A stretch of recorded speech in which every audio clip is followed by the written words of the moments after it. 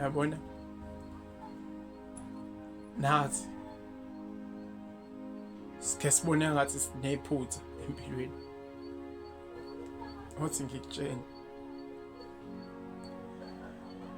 nathi sake sayilwela impilo njengoba usibona la isibeke khona.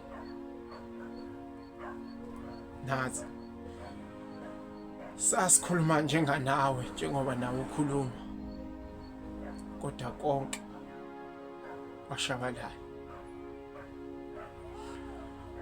Okunye kwakho-ke bekunokushabalala sesikubambile kuphonyoko. Ingakho nje wisima usibuka bona usizi nokungaqashwa kwethu thina sathuke sike sibone ngathi nathi isinyama sasekhaya sisemphethe.